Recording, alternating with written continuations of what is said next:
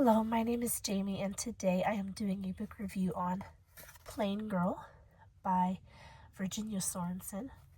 This is probably the first book I've read by Virginia Sorensen, but I am very impressed. I will definitely be looking her up and finding more of her books to read because this was a fantastic book. It says she is the author of Miracles. It says she is the author of Miracles on Maple Hill. I haven't heard of that book either. I'll have to look it up. But this has, I want to say a simple tale, but it's not real simple. It's about the Amish people, and this is Esther. Her and her family and the community in which they live life differently than other people around them, people in town, other farmers, because they're Amish. And mother and father did their best to school Esther and to teach her to read both in English and German, but it doesn't matter according to the law of their state. Every child has to go to school. So the authorities come to their place and they tell Esther's father that she needs to go to school or they will come and arrest him. And father doesn't like his kids going to school. Esther has an older brother named Dan, and her father fought and fought to keep Dan out of school to the point where they did actually take him in, and finally he allowed Dan to go to school.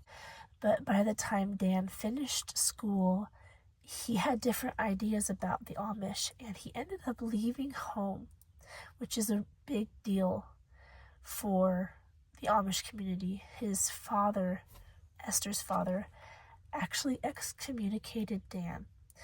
And that's a big reason why Esther's father doesn't want to send Esther to school, because he's afraid that the same thing will happen to Esther. But he has to eventually, and Esther goes to school and she starts having different ideas and wondering about the Amish life versus the public life. And she meets a little girl there named Mary, and she can't understand how Mary could be evil.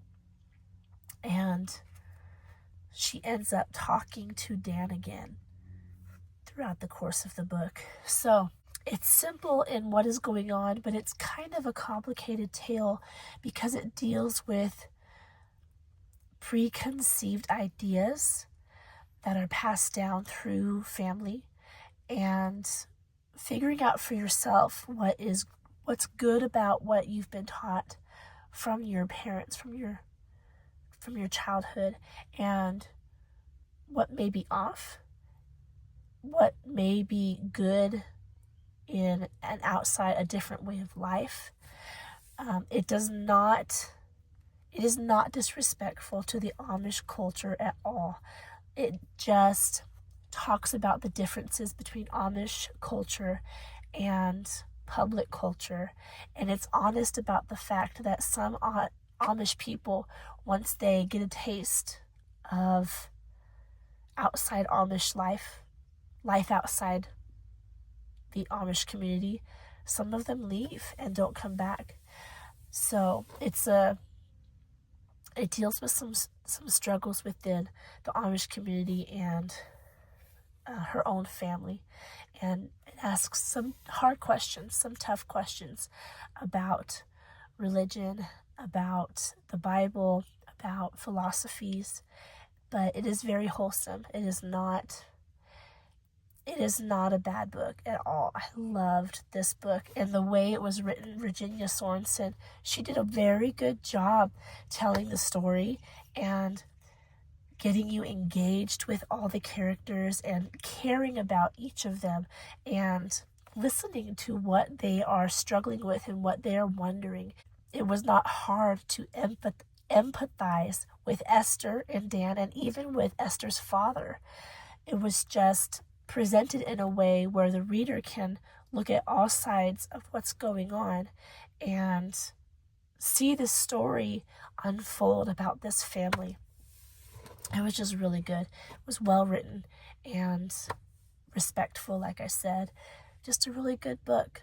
for kids to look at a different way of life and to think about what may be good parts and bad parts of different ideologies. It was a really good book.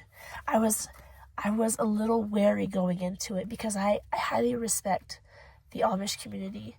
Part of me wishes that I had been born within that world because I like how they do things, and I like how centered they are on scripture. So when the book started and it talks about how Dan had left the community, I thought it was going to be like one of the books that is like, oh, Dan discovered how bad the Amish community was. So I was a little weary going into it, but that's not what this book is at all. So I highly recommend it. I don't want to say too much because it'll give away the story, and it is a good story that I don't think should be given away in this video. So I encourage you to read it. There are no illustrations. Oh, yes, there are. I'm sorry. There's not very many, but there are some. Let me show you. There's Esther at meeting, which was held at her house that week. There is Esther talking to her friend Mary at school. And Mary, throughout the whole book, was such a sweetheart. And it was a time when they were so innocent. There was this point where Esther and Mary are first becoming friends, and Mary is like an extrovert. She's very outgoing, and she decided almost immediately that she liked Esther and she wanted to be Esther's friend. And towards the beginning of their friendship, there's this point where Esther just confidently, takes Mary's little hand in her own and just holds her hand close, and they walk out the school door together. And it was so sweet. I know, I'm emotional.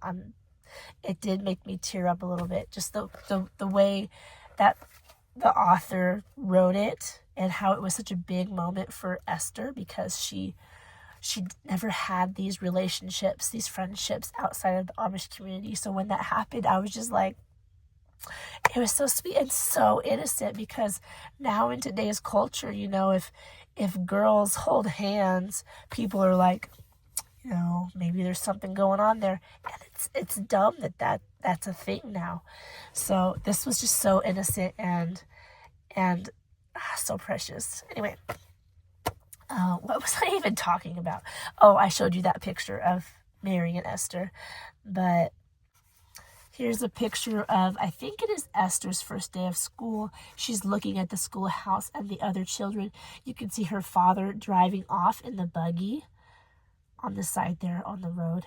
And it's just, they're good illustrations. They're not like, wow, but they do a good job helping tell the story.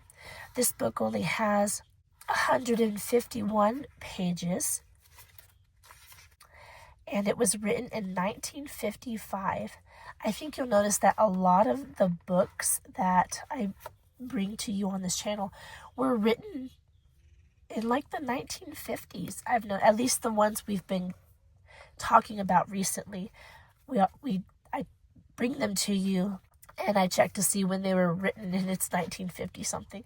So a lot of books came out of that era, and I'm always surprised at how relatable the text is, because for some reason in my mind, when I'm like 1950s, I imagine the writing style to be more detailed and difficult, but it's not. And this is a kid's book too, so that could probably be it.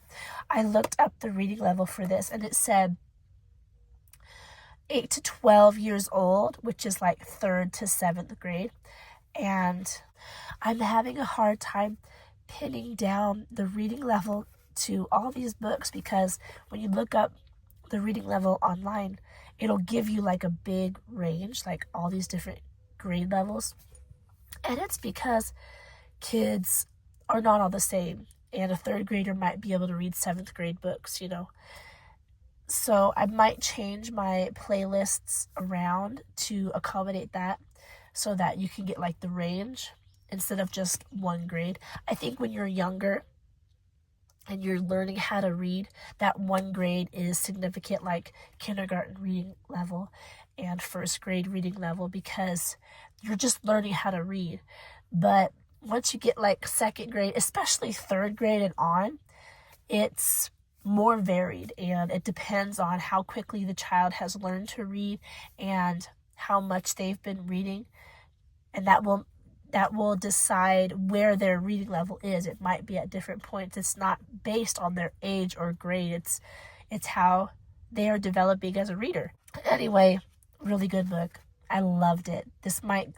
I don't want to jump the gun or anything, but this might go in my top 5 books for 2025. We'll see. But it made an emotional impact on me. I enjoyed it intellectually. It was really good. And I will definitely be looking up more of her books in the future. That's all I have for you today. My voice, I don't know if I have a cold or if it's allergies, but my voice has been like this like all week. So I'm just waiting for it to get better because I sound rather crazy right now, like a horse. I got a hoarse voice. That's where it must be where it comes from. Anyway, I just start rambling. If you have any questions about this book, please leave it down in the comment section below. Don't forget to like this video and subscribe to this channel if you want to see more content like this.